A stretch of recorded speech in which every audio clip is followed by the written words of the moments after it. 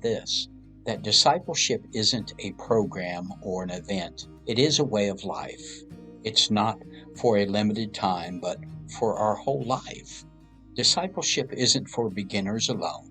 It's for all believers, for every day of their lives. Discipleship isn't just one of the things the church does. It is what the church is. I have been serving God since the mid-60s, when a chance encounter with God, an out-of-body experience, and a narrow path before me taught me much about this thing called the way. It is a term that was coined by Apostle Paul in the book of Acts, and it had some roots in the book of Isaiah. However, the title did not survive, even though it was the most popular term for Christ-like followers in the first century church. They were a church that had a reputation like that of Peter and John. They were amazed to see how outspoken Peter and John were, and to find that they were uneducated men with no advantages. They recognized them as followers of Jesus. Today, there is a sad fact. The only time you will hear such things as this is through the book of Acts, because we have exchanged the truth for foundations that are not of the first century church, for a new version of Christianity, taking us away from the very words of Jesus.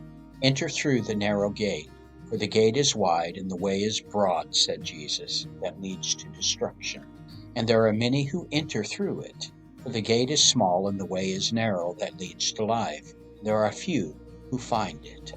True discipleship, being disciplined, is a spiritual form of learning and not a condition of learning that humanity places such a high standard upon, based upon nothing but self-exaltation.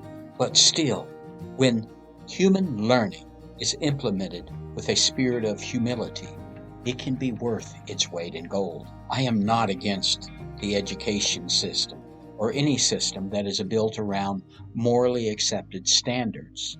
But I am against a man or woman that uses education to self-exalt themselves against another, to gain wealth for the purpose of self-gratification, and to use education that teaches another way than the course of the narrow way by, in, and through Christ. I will indeed stand in opposition. In the Old Covenant, we are taught that the way was God's way as we kept His commandments. Then we find in the New Covenant, we find that something comes along with its foundation in the teachings of Jesus. And new leaders like Apostle Paul, who designate themselves as a discipler of the New Covenant. With this new covenant, as followers of the narrow way, we are no longer under the old covenant church. We have moved forward and upward from the old covenant. Now, this way is triune in nature, as God is. And in understanding this way, you will come to understand the fullness of who you are by, in, and through Christ.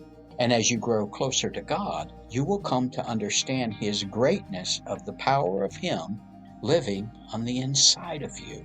You see, the way is the least traveled path, according to Matthew 2:12 and Acts 8:26 and Acts 26:13 and Matthew 7:13 through 14 and John 11:25. The way is a journey, according to Acts 8:39 and Acts 8:30 through 37. And the way is a manner of thinking, of feeling, and deciding rightly to follow a way that Jesus the Christ and all the apostles of God used to design the Christian church as the only path we can be on to get to God, as spoken in Acts 18:24 through 26 and Acts 16:16 through 18. You see, the law of Christ, rather than the law of Moses, constitutes our authority.